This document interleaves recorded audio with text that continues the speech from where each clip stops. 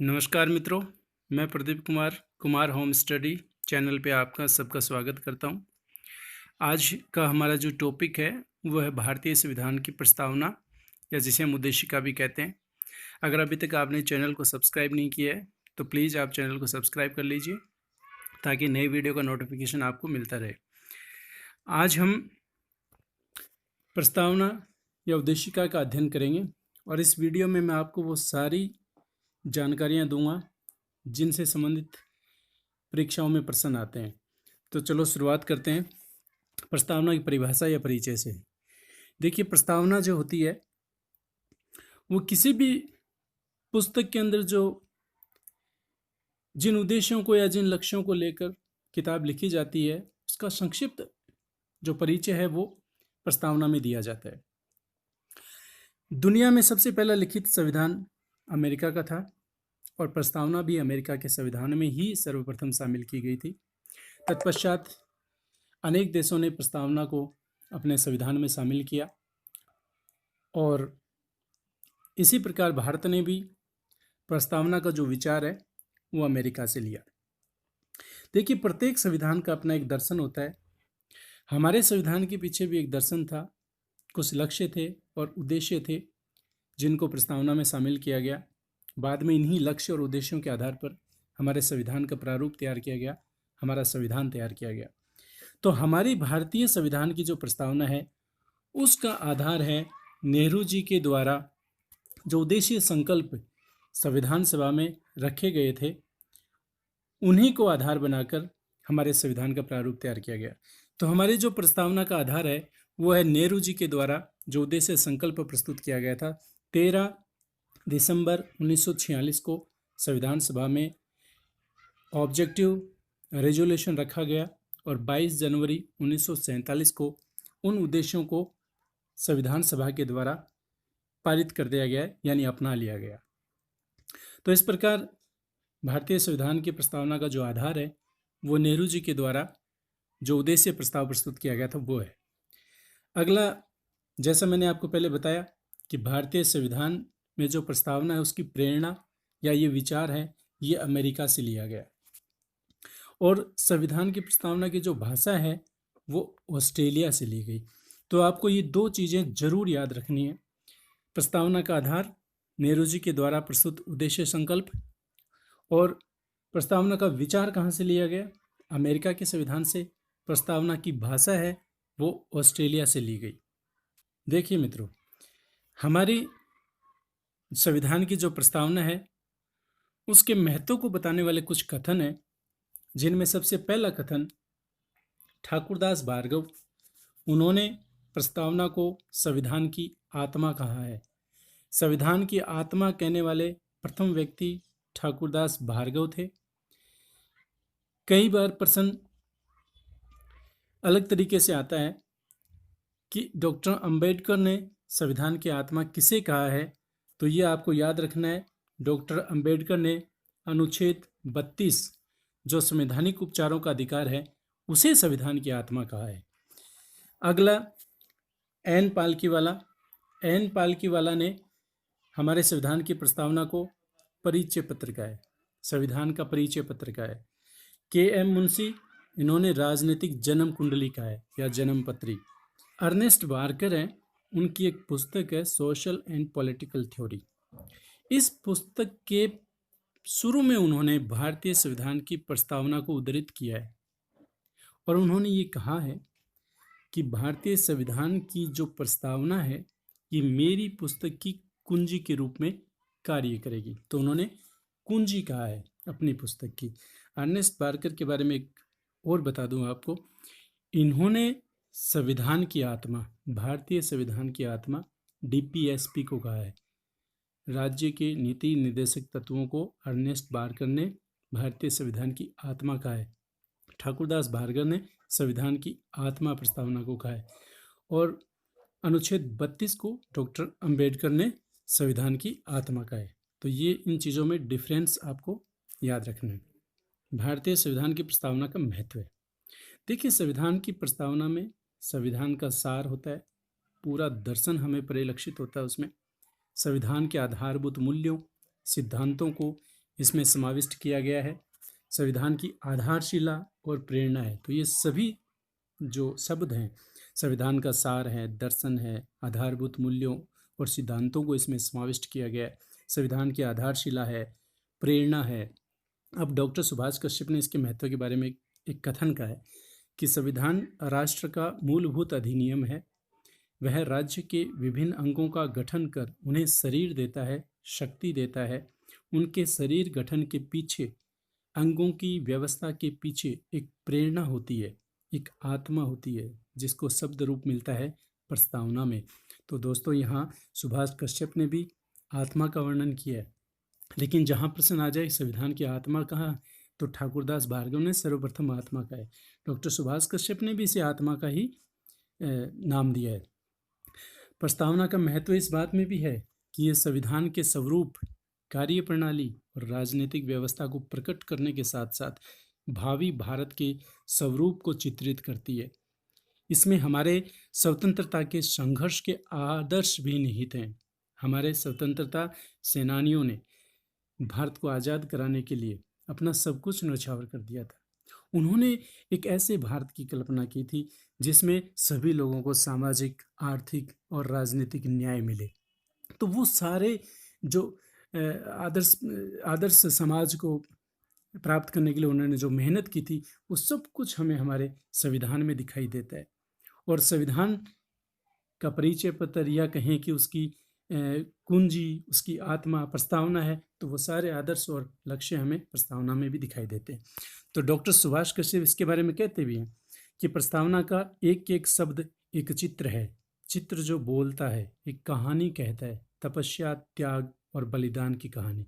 तो ये कोटेशन है, ये आपको थोड़ा याद रखना है, क्योंकि कई बार परीक्षाओं में पूछ लिया जाता है कि ये कथन किसका है।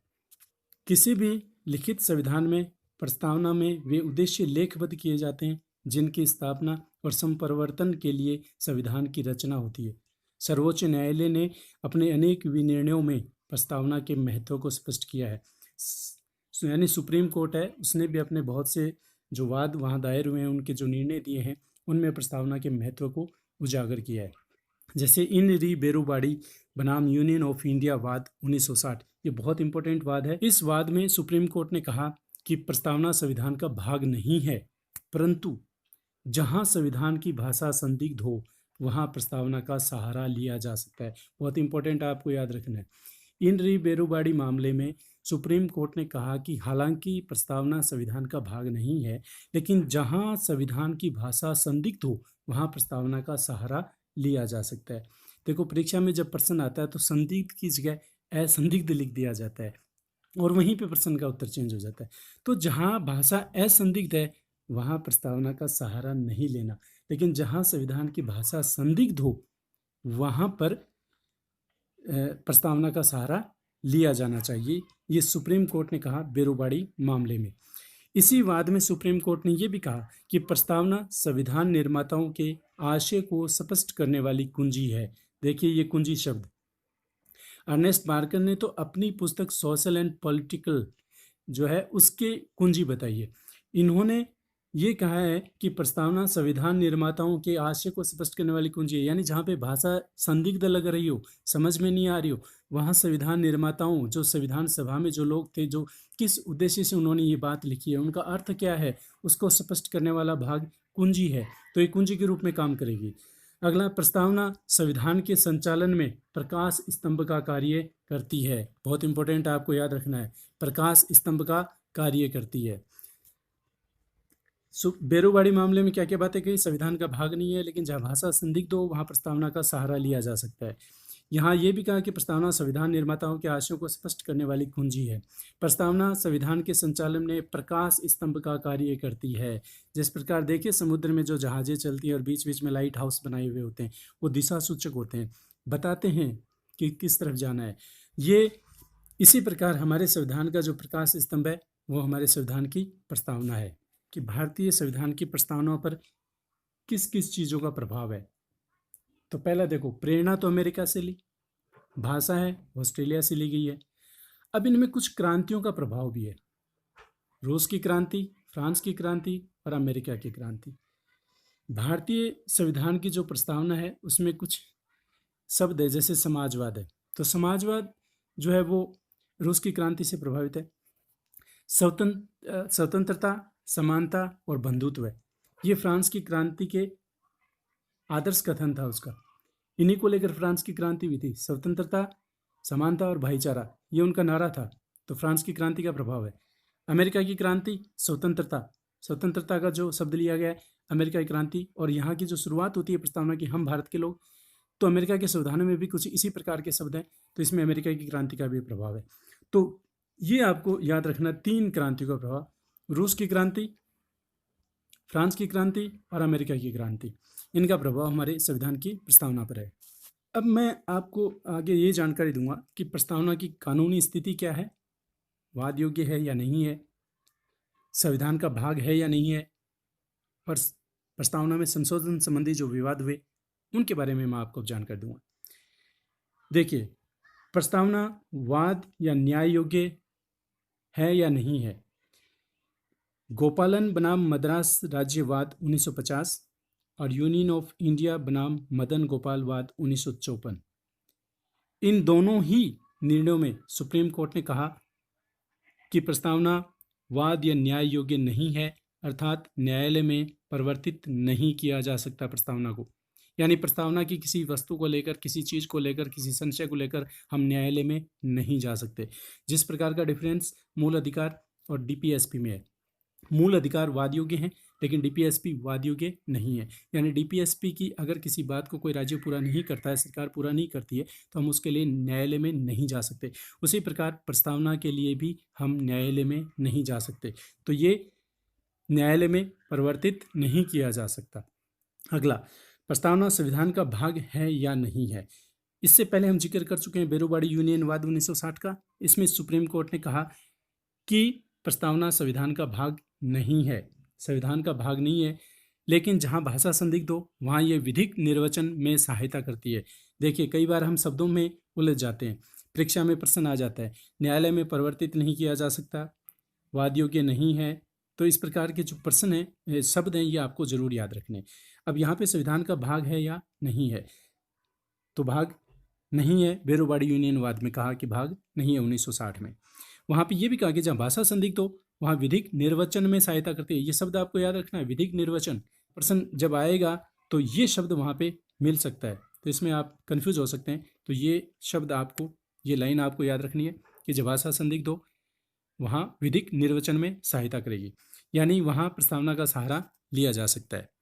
अगला, प्रस्तावना संविधान का भाग है। उसके बाद में देखो, केशवानंद भारती वाद, बहुत ही इंपॉर्टेंट वाद है इंडिया के कॉन्स्टिट्यूशन से संबंधित। केशवानंद भारती बनाम केरल वाद 1973 में, इसी वाद में कोर्ट ने कहा कि संविधान का अभिन्न अंग है प्रस्तावना, प्रस्तावना संविधान का भाग है। यस, प्रस्तावना संविधान का भाग है। और इसी में केशवानंद भारतीवाद में आप सबने थोड़ा बहुत पढ़ा हो, सभी को जानकारी है कि इसमें आधारभूत ढांचे का सिद्धांत भी सुप्रीम कोर्ट ने दिया था। तो सुप्रीम कोर्ट ने कहा कि संसद प्रस्तावना में संशोधन कर सकती है। क्यों? क्योंकि यहाँ पे सुप्रीम कोर्ट ने ये माना कि प्रस्तावना संविधान का भाग है, और जब संविधान का भाग है तो अन्य भागों की भांति संसद प्रस्तावना में भी संशोधन कर सकती है। लेकिन एक बात, आप आधारभूत ढांचे को क्षति नहीं पहुंचनी चाहिए। यानी इसका जो आधारभूत ढांचा है उससे संबंधित किसी भी शब्दावली से छेड़छाड़ नहीं करनी है। कम नहीं कर सकते, काट नहीं सकते, संक्षिप्त नहीं कर सकते। तो प्रस्तावना में संशोधन किया जा सकता है। आर्टिकल 368, अनुच्छेद 368 के तहत जिस प्रकार संसद अन्य भागों में संशोधन करती है, उसी प्रकार इसमें भी संशोधन कर सकती है। तो कानूनी स्थिति क्या है? वाद योग्य नहीं है, न्याय योग्य नहीं है, न्यायालय में परिवर्तित नहीं की जा सकती। संविधान का भाग है या नहीं है? वर्तमान में हम देखें तो संविधान का भाग है। बेरोबाड़ी यूनियन मामला 1960, सुप्रीम कोर्ट ने कहा संविधान का भाग नहीं है। अब जब केशवानंद भारती में न्यायालय ने कहा कि संशोधन के कारण मूल ढांचे को क्षति नहीं पहुंचनी है, संशोधन कर सकते हो, तो फिर सरकार ने, इंदिरा सरकार थी उस समय, आपातकाल के दौरान भारतीय संविधान में सबसे बड़ा संशोधन, जिसे हम मिनी संविधान भी कहते हैं, 42वां संविधान संशोधन किया गया। साल थी 1976 और प्रस्तावना में भी संशोधन किया गया। सरदार स्वर्ण सिंह की समिति जो थी, स्वर्ण सिंह समिति के रिपोर्ट के आधार पर प्रस्तावना में संशोधन किया गया। और संशोधन के उपरांत 3 शब्द नए जोड़े गए: समाजवाद, पंथ निरपेक्ष और अखंडता। ये 3 शब्द प्रस्तावना में नए जोड़े गए। इस प्रकार वर्तमान प्रस्तावना का रूप जो हमारे सामने है, ये 42वें संविधान संशोधन के उपरांत जो 1976 में हुआ, लागू 1977 में हुआ, तब जो वर्तमान प्रस्तावना है ये हमारे सामने आई। तो आपको 2-3 बातें याद रखनी है। संशोधन 42वें संविधान संशोधन 1976 के तहत हुआ, सरदार स्वर्ण सिंह समिति की सिफारिश पर हुआ, आपातकाल के दौरान हुआ, इंदिरा सरकार थी। तो प्रस्तावना की वर्तमान स्थिति क्या है? प्रस्तावना संविधान का अभिन्न अंग है, इसमें संशोधन किया जा सकता है। कब तक? जब तक केशवानंद वाद के निर्णय को कोर्ट बदल नहीं देता, तब तक वर्तमान स्थिति ये है। और अभी तक केवल एक बार संशोधन किया गया है। अब हम पहले पूरी प्रस्तावना को पढ़ के देख लेते हैं, तो हमें बहुत सी चीज़ें क्लियर हो जाएंगी। हम भारत के लोग भारत को एक संपूर्ण प्रभुत्व संपन्न, समाजवादी, पंथ निरपेक्ष, लोकतंत्रात्मक गणराज्य बनाने के लिए तथा उसके समस्त नागरिकों को सामाजिक, आर्थिक और राजनीतिक न्याय, विचार, अभिव्यक्ति, विश्वास, धर्म और उपासना की स्वतंत्रता, प्रतिष्ठा और अवसर की समता प्राप्त कराने के लिए तथा उन सब में व्यक्ति की गरिमा और राष्ट्र की एकता और अखंडता सुनिश्चित करने वाली बंधुता बढ़ाने के लिए दृढ़ संकल्प होकर अपनी इस संविधान सभा में आज तारीख 26 नवंबर 1949 ईस्वी मिति मार्गशीर्ष शुक्ला सप्तमी संवत 2006 विक्रमी को एतत् द्वारा इस संविधान को अंगीकृत, अधिनियमित और आत्मार्पित करते हैं। देखिए, इंपॉर्टेंट चीज़ ये है कि आजकल जो प्रश्नों का ट्रेंड हम देखते हैं, प्रश्न बहुत ज़्यादा डीप तरीके से पूछे जाने लगे हैं, अलग तरीके से पूछे जाने लगे हैं। सीधा सीधा कोई प्रश्न परीक्षा में पूछा नहीं जाता है। तो कुछ प्रश्न हैं वो प्रस्तावना से बेस्ड भी होते हैं। जैसे प्रश्न पूछ लिया, हमारे संविधान की प्रस्तावना की शुरुआत कहाँ से होती है? तो हम भारत के लोग से होती है। किन किन शब्दों का इस्तेमाल इसमें किया गया है? तो संपूर्ण प्रभुत्व संपन्न, समाजवादी, पंथ निरपेक्ष, लोकतंत्रात्मक, गणराज्य, न्याय, स्वतंत्रता, समानता, बंधुता, इन सभी प्रश्नों को जो शब्द हैं इनको एक आपको याद करके रखना है। दूसरा देखो, कई बार प्रश्न इस प्रकार के आ जाते हैं, भारतीय संविधान की प्रस्तावना में भारत को किस प्रकार का राज्य, यानी भारत के राज्य की प्रकृति या स्वरूप किस प्रकार की बताया गया? तो संपूर्ण प्रभुत्व संपन्न, समाजवादी, पंथ निरपेक्ष, लोकतांत्रिक, गणराज्य। इनको आपको क्रम से भी याद रखना है। कई बार परीक्षाओं में क्रम से दिए होते हैं, 4 ऑप्शन होते हैं, 3 में अलग अलग इनको आगे पीछे कर दिया जाता है। तो आपको एक तो महत्वपूर्ण चीज़ ये कि आपको इनका क्रम याद रखना है। दूसरा, इनका भी क्रम आपको याद रखना है, न्याय, स्वतंत्रता, समानता और बंधुता। यानी सबसे पहले न्याय है 1 नंबर पे, फिर स्वतंत्रता है, फिर समानता है, फिर बंधुता है। तो इनका ये क्रम भी आपको याद रखना है। अगली बात, कई बार प्रश्न ये भी आ जाता है कि भारत शब्द कितनी बार आया है? तो आपको याद रखना है 2 बार भारत शब्द आया है। कई बार प्रश्न इस प्रकार का भी आ जाता है, कितने प्रकार की स्वतंत्रताएं दी गई हैं? तो यहाँ पे 5 प्रकार की स्वतंत्रताएं। देखिए आप, विचार, अभिव्यक्ति, विश्वास, धर्म और उपासना। इनमें कई बार प्रश्न ऑप्शन में 4 होते हैं, एक इनमें से हटा दिया जाता है, 3 ये दे दिए जाते हैं, एक अन्य दे दिया जाता है। इस प्रकार का प्रश्न पूछ लेते हैं। तो आपको ये बिल्कुल अच्छी तरह से याद रखनी है। फिर न्याय, कितने प्रकार का न्याय? 3 प्रकार का न्याय, सामाजिक, आर्थिक और राजनीतिक। अब इनको क्रम से भी याद रखना है, पहले सामाजिक, फिर आर्थिक, फिर राजनीतिक। याद रखने का बहुत आसान तरीका है, आप अपनी ट्रिक बना सकते हैं। मैं तो इस प्रकार याद रखने के लिए बता सकता हूँ आपको कि हम कहाँ रहते हैं, समाज में रहते हैं। सबसे पहले हमें समाज की आवश्यकता पड़ती है, फिर पैसे की आवश्यकता पड़ती है। समाज में रहेंगे, खर्चे होंगे, लोगों से मेल जोल करेंगे, लोगों को खाना खिलाएंगे, विवाह शादियों में बुलाएंगे, तो पैसे चाहिए। तीसरा है राजनीतिक, जब हमारे पास बहुत ज़्यादा पैसे हो जाएंगे तब हम चुनाव लड़ने के बारे में सोचेंगे। तो इस प्रकार आप इनको किसी भी ट्रिक से, आप अपनी ट्रिक से याद रख सकते हैं इनको। तो इस प्रकार की जो प्रश्न है ये भी कई बार आ जाते हैं। प्रश्न देखो यहाँ से भी आ जाता है, इससे भी प्रश्न बन सकता है। संविधान को अंगीकृत, अधिनियमित और आत्मार्पित, तीनों शब्द, अंगीकृत, अधिनियमित और आत्मार्पित, तीन शब्द, ये तीनों आपको याद रखने, क्रम से भी याद रखने। हिंदी की जो तारीख है, मार्गशीर्ष शुक्ला सप्तमी संवत 2006 विक्रमी, 26 नवंबर 1949, तो सभी को याद हो जाता है। ये हिंदी वाले महीने की जो तारीख है ये भी आपको याद रखनी है। तो देखिए कुछ इस प्रकार के चीज़ें भी हैं जो संविधान की प्रस्तावना से प्रश्न आ जाते हैं, इनको भी आपको याद रखना है। भारत के लोगों के लिए कौन कौन से शब्द इस्तेमाल किए गए हैं, तो यहाँ पे लोग आ गया, यहाँ पे नागरिक आ गया, यहाँ पे व्यक्ति आ गया। तो इस प्रकार के शब्दों से संबंधित प्रश्न भी आ जाते हैं। यानी इनमें जो आपको प्रस्तावना है ये आपको याद जरूर होनी चाहिए। मौखिक रूप से आपको कहीं भी बोलने के लिए कह जाए, आप 4-5-6 बार आप बोलोगे, आपको आसानी से याद हो जाएगी। अब देखिए भारतीय संविधान की जो प्रस्तावना है वो हमें किन किन बातों की जानकारी देती है। हमने शब्दों को तो पढ़ लिया, लेकिन उन शब्दों से हमें जानकारी किन किन चीज़ों की मिलती है, तो देखिए हमें 4 चीज़ों की जानकारी मिलती है। सबसे पहले हमें संविधान का स्रोत या संविधान की शक्ति का स्रोत हमें पता चलता है। दूसरा, भारत जो राज्य है या शासन की प्रकृति और उसके स्वरूप के बारे में पता चलता है।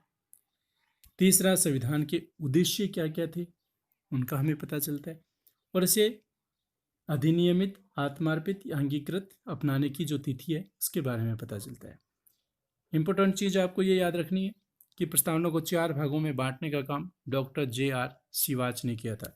Doctor JR. शिवाच ने प्रस्तावना को 4 भागों में बांटा था। अभी इनको बारी बारी से पढ़ेंगे। सबसे पहले संविधान का स्रोत या प्राधिकार। हम भारत के लोग, यहाँ से संविधान की प्रस्तावना की शुरुआत होती है और इन्हीं शब्दों में ये स्रोत और प्राधिकार और शक्ति सारी छुपी हुई है। प्रस्तावना के शुरू के शब्द भारत के लोगों की सर्वोच्च प्रभुता की घोषणा करते हैं। यानी यहाँ भारत में सर्वोच्च संप्रभु कौन है? भारत के लोग, यानी भारत की जनता। गोपालन बनाम मद्रास राज्य जो वाद था उसमें सुप्रीम कोर्ट ने कहा कि ये शब्द इस ओर संकेत करते हैं कि संविधान का आधार उन लोगों का प्राधिकार है, यानी उन लोगों की शक्ति है। इस प्रकार भारत के संविधान का स्रोत जनता की इच्छा है। संविधान द्वारा स्थापित समस्त संस्थाओं को जनता से शक्ति मिलती है। और हम भारत के लोग शब्द से अर्थ ये भी निकलता है कि संविधान का जो निर्माण है वो समस्त जनता ने संविधान को बनाया है। क्योंकि देखिए हम भारत के लोग से शुरुआत हो रहा था, वो सभी जनता को ही रिप्रेजेंट कर रहे हैं और एतद द्वारा अंगीकृत, अधिनियमित और आत्मार्पित करते हैं। तो यहाँ से भी पता चलता है कि हम सारों ने उसे अंगीकृत किया है, अधिनियमित किया है, आत्मार्पित किया है सामूहिक रूप से। तो संविधान की स्रोत, शक्ति का स्रोत या प्राधिकार भारत की जनता है। डॉक्टर भीमराव अंबेडकर ने भी कहा था, क्योंकि देखिए कई बार ये विवाद उठता है कि कैबिनेट मिशन अंग्रेजों ने बनाया था, उसके तहत संविधान सभा का निर्माण हुआ, लोगों से तो चुनी हुई थी ही नहीं। लेकिन ऐसा कुछ नहीं है। डॉक्टर अंबेडकर ने इसका उत्तर इस प्रकार दिया कि प्रस्तावना ये स्पष्ट कर देती है कि इस संविधान का आधार जनता है, इसमें निहित प्राधिकार एवं प्रभुसत्ता सब जनता से प्राप्त हुई है। तो प्रस्तावना के शुरू के शब्द हम भारत के लोग से अंतिम शब्द एतद द्वारा अंगीकृत, अधिनियमित और आत्मार्पित करते हैं भी इसी अर्थ की ओर संकेत करते हैं कि भारत के संविधान को शक्ति जनता से मिलती है। भारत के संविधान का निर्माण जनता ने किया है। भारत के संविधान का निर्माण सभी लोगों ने मिल के किया है। पॉइंट पे आते हैं, राज्य की प्रकृति या स्वरूप किस प्रकार का है। तो इसमें कुछ शब्द जो प्रस्तावना में हमने पढ़े थे, संप्रभुता संपन्न, समाजवादी, पंथ निरपेक्ष, लोकतंत्रात्मक, गणराज्य। तो सबसे पहला जो संप्रभुता संपन्न है इसका अर्थ बताता हूं आपको। इसके लिए आपको देखो, सिंथेटिक एंड केमिकल लिमिटेड बनाम उत्तर प्रदेश राज्य के मामले में सुप्रीम कोर्ट ने क्या कहा वो उस पर आप गौर करिएगा। उन्होंने कहा कि प्रभुत्व संपन्न का मतलब है कि राज्य के पास संविधान द्वारा दिए गए प्रतिबंधों के भीतर सब कुछ करने की स्वतंत्रता है।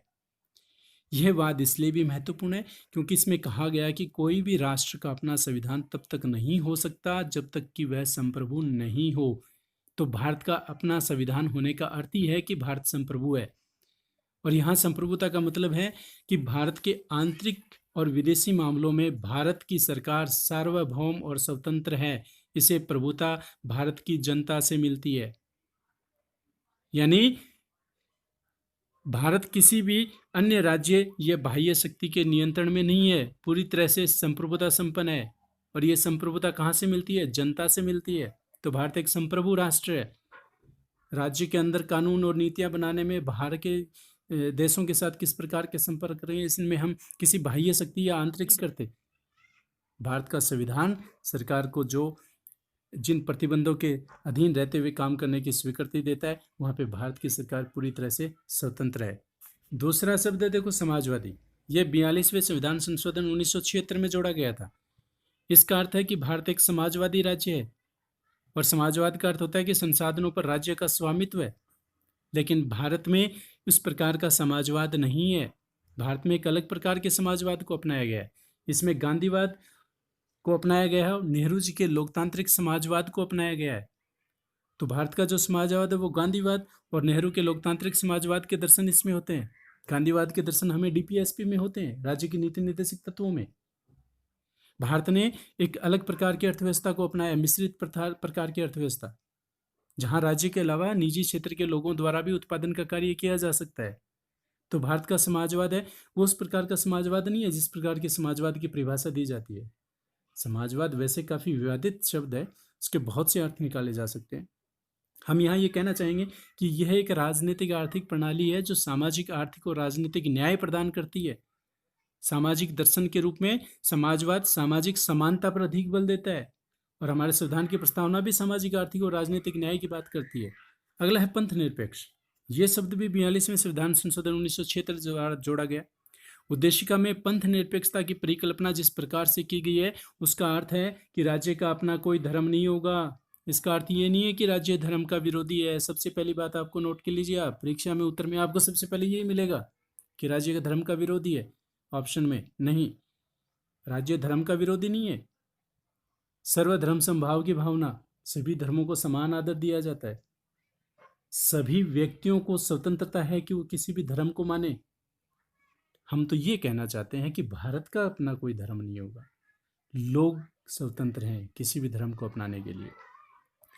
राज्य के लिए सभी धर्म समान होंगे, सभी व्यक्ति समान रूप से अपनी बुद्धि की स्वतंत्रता के हकदार होंगे और वे अपनी पसंद के धर्म को अपनाने, उसका अभ्यास करने, प्रैक्टिस करने और उसका प्रचार करने के लिए स्वतंत्र रूप से अधिकार प्राप्त करेंगे।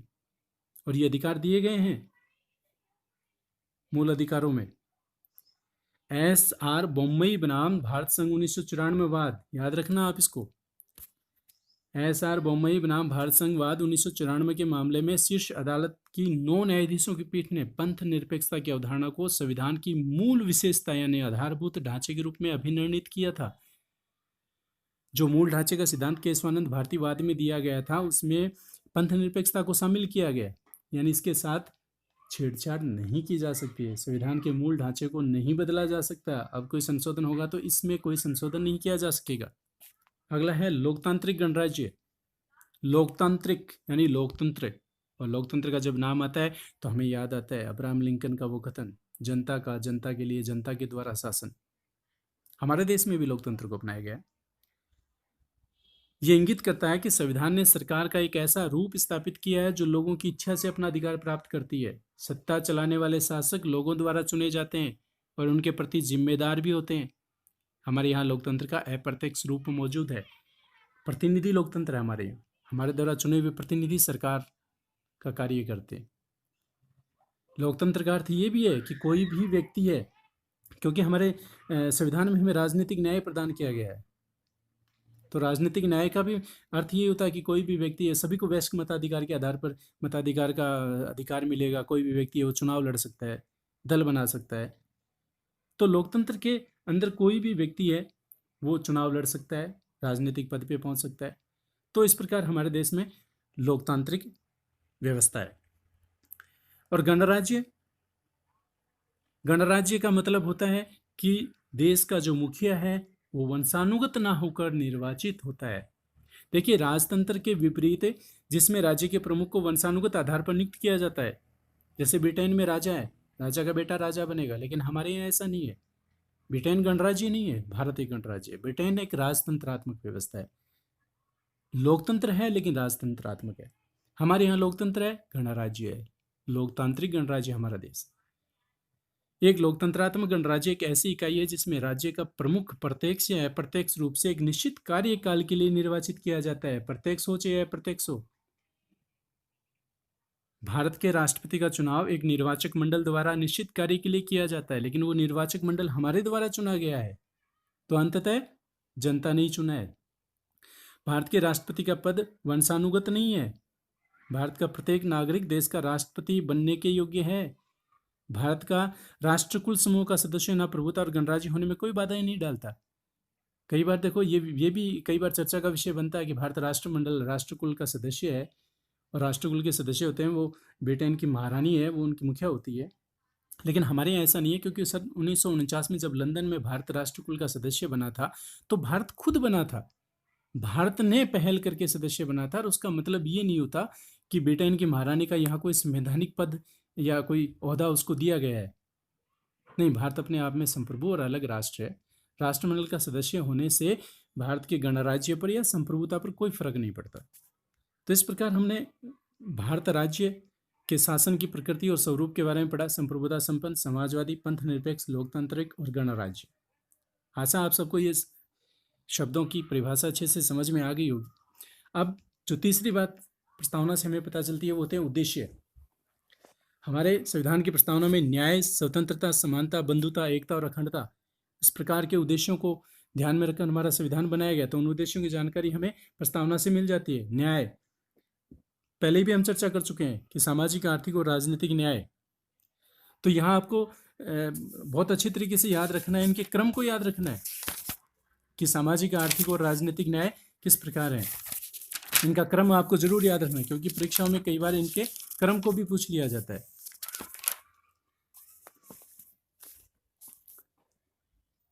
प्रस्तावना में सभी लोगों को सामाजिक, आर्थिक और राजनीतिक न्याय प्रदान करने की बात कही गई है, और इससे संबंधित मूल अधिकारों में और डीपीएसपी में इससे संबंधित प्रावधान भी किए गए हैं।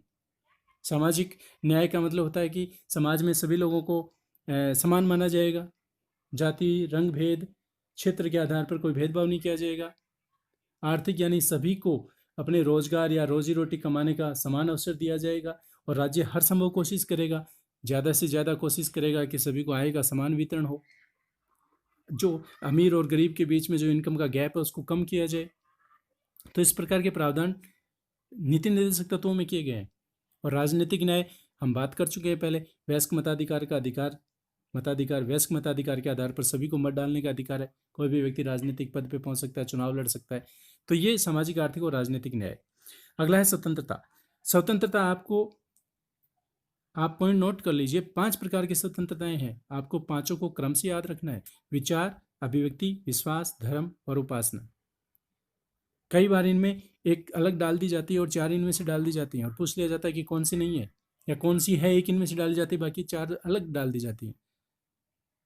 तो विचारों की, अपने विचार को अभिव्यक्त करने की, अपने विश्वास की, किसी भी धर्म को मानने की, किसी भी पूजा पद्धति को मानने की स्वतंत्रता है। स्वतंत्रता का अर्थ है देश के सभी नागरिकों को नागरिक और राजनीतिक स्वतंत्रता का अधिकार प्रदान किया गया है।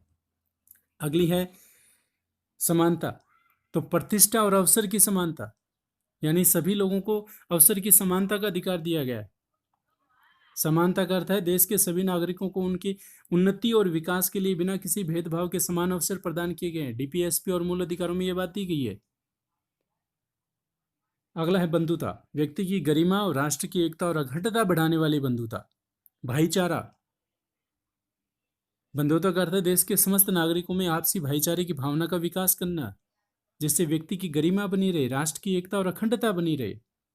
राष्ट्र की एकता, क्योंकि भारत विविधताओं वाला देश है, इतनी बड़ी जनता, इतना बड़ा देश, इतने लोग, इतने धर्म, इतनी संस्कृतियां हैं हमारे यहाँ, इन सब की एकता को बनाए रखने के लिए ये आदर्श है हमारे देश का। तो उसी एकता को, और भारत अखंडता का अर्थ है, जो अखंडता शब्द है ये 42वें संविधान संशोधन द्वारा शामिल किया गया था, यानी भारत का कोई भी हिस्सा, जमीन का टुकड़ा अलग नहीं हो भारत से, यह है अखंडता।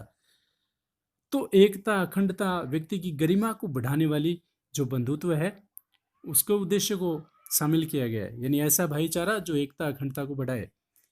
एकता और अखंडता।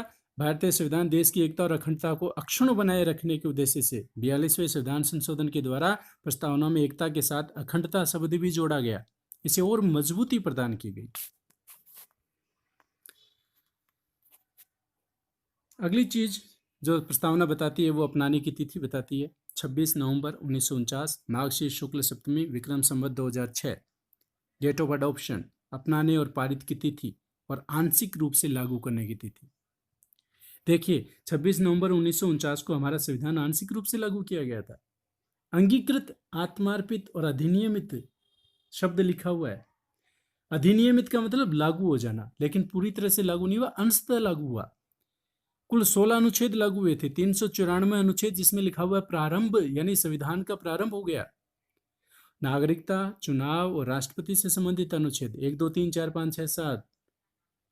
60 राष्ट्रपति से संबंधित, निर्वाचन आयोग से संबंधित, ताकि चुनाव करवाए जा सके। राष्ट्रपति, क्योंकि 26 जनवरी 1950 से हमारा देश गणतंत्र बन गया, हमारे देश के राष्ट्रपति डॉक्टर राजेंद्र प्रसाद बने, तो ये राष्ट्रपति से संबंधित, चुनाव से संबंधित और नागरिकता से संबंधित अनुच्छेद और एक 394, कुल 16 अनुच्छेद लागू हो गए थे।